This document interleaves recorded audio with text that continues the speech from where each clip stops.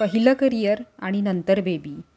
हे वाक्य लग्नानंतर बऱ्याच मुलींच्या बोलण्यात येतं आणि हे एका ठराविक वयापर्यंत बरोबरही आहे. पण तुमच्या वयाचा विचार करता एक गोष्ट तुम्ही लक्षात ठेवा की कोणतीही मुलगी जेव्हा जन्माला येते तेव्हा तिच्या जन्माच्या वेळी जेवढे एग्ज म्हणजेच जेवढे स्त्रीबीज तिच्या शरीरात असतात तेवढेच स्त्रीबीज तिला आयुष्यभर पुरतात.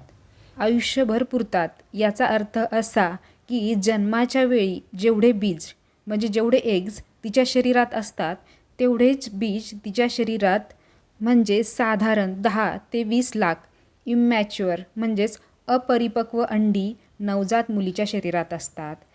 मुलीच्या शरीरात जन्मानंतर नवीन एग्ज तयार होत नाहीत आणि हे जे 10 ते 20 लाख एग्ज आहेत यापैकी मासिक पाळी सुरुवात होण्याच्या पूर्वीच ॲट्रेझिया नावाच्या प्रोसेसमुळे दर महिन्याला नैसर्गिकरित्या हजारो एग्ज नष्ट करतात. At the time of puberty म्हणजेच मासिक पाळीची जेव्हा सुरुवात होते तेव्हा लाखो एग्जच शिल्लक राहतात.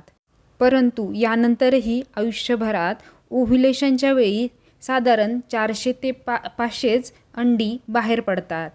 म्हणजेच तुमची पिरियडची जी सुरुवात झाली आहे तेव्हापासून 400 ते 500च एग्जचं ओव्ह्युलेशन होतं आणि ओव्ह्युलेशन झालं तर आणि त्यामध्ये जर संबंध आले तरच प्रेग्नन्सी राहते. आता हे सांगण्याचा उद्देश कसा आहे की जसं जसं तुमचं वय वाढेल तशीच तुमची फर्टिलिटीही कमी होते. म्हणजेच तुमचं प्रेग्नन्सी राहण्याचे चान्सेसही कमी होतात. तुमचं वय जेव्हा 30 क्रॉस करतं म्हणजेच तुम्ही 30 वर्षांचे जेव्हा होता तेव्हा हळूहळू फर्टिलिटी डिक्लाईन व्हायला लागते. म्हणजेच प्रेग्नन्सी राहण्याचे चान्सेस कमी व्हायला लागतात. नंतर 35 नंतर अजून कमी होते आणि 40 नंतर तर हार्डली 4 to 5%च लेडी नॅचरली किंवा स्वतःच्या एग्जने कन्सीव्ह करू शकता. याचा अर्थ असा नाही होत की 35 नंतर तुम्ही नॅचरली कन्सीव्ह करू शकत नाही. करू शकता, परंतु 35 नंतर प्रेग्नन्सीमध्ये बरेच प्रॉब्लेम्स तयार होतात. जसे की ॲबॉर्शनची रिस्क वाढते, क्रोमोझोमल ॲबनॉर्मॅलिटीची रिस्क वाढते. त्यामुळे खूप वेट न करता लवकरात लवकर प्रेग्नन्सी ठेवण्याचा विचार करा. आणि यातही जर तुम्हाला काही खूपच जर प्रॉब्लेम असेल तर तुम्ही तुमचे एग्ज फ्रीजही करू शकता.